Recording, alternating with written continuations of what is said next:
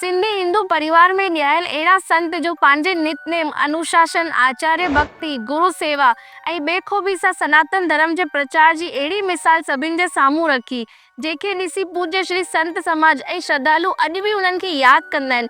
जी हा, मां ॻाल्हि कयां पई श्री प्रेम प्रकाश संत मंडल जा चौथा गादीपति परम पूज्य सतगुरु स्वामी श्री हरिदास महाराज जिन जी। सतगुरु महाराज जिन जो जन्म 30 मार्च 1930 में हींअर जे पाकिस्तान जे सिंध में गुंडन ॻोठ में माता श्री मोतीला बाई ऐं पिता श्री हीरानंद जी जे घर थियो हो। विरहाङे खां पोइ महाराज जिन अजमेर शहर में सतगुरु स्वामी सर्वानंद जी महाराज ऐं संतनि जो सत्संग ॿुधियो, जंहिंखां पोइ महाराज जिन जो मन संत चरणनि में लॻी वियो, जंहिंखां पोइ गुरु महाराज जिन पंहिंजे अम्मा बाबा जी इजाज़त वठी सतगुरु स्वामी सर्वानंद जी महाराज का शिक्षा दीक्षा वरती।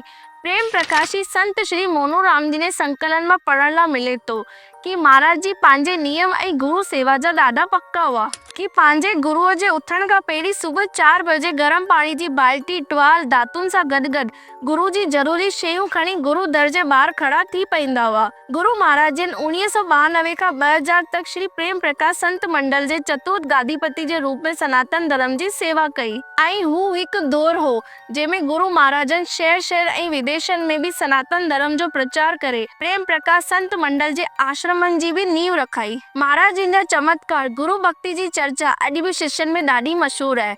महाराज जी कॾहिं भी पंहिंजो प्रचार न कराईंदा हुआ, उन्हनि लाइ सिर्फ़ परम पूज्य आचार्य सतगुरु स्वामी टेऊराम जी महाराज सभिनि खां अॻिते हुआ। साईं जन हमेशा घर में सिंधी ॻाल्हाइण ते जोर ॾींदा हुआ ऐं इष्टदेव भॻवान झूलेलाल जी पूॼा करण लाइ सभिनि सिंधियुनि खे शिक्षा ॾींदा हुआ। महाराज जिन चवंदा हुआ, भले पंथ ऐं संप्रदाय हुजण सां गुरु अलॻि अलॻि हुजी सघनि था, पर सॼे सिंधी हिंदुअनि जा इष्टदेव हिकु मतिलबु वरुण देव अवतार भॻवान झूलेलाल आहिनि। महाराज जिन 26 अगस्त सन 2000 ॾींहुं छंछरु जो नाशवान शरीर रूपी चोलो छॾियो, जंहिंखां पोइ महाराज जिन खे हरिद्वार में गंगा माता जे हंज में जल समाधि ॾी वई। सतनाम साखी। जय श्री झूलेलाल।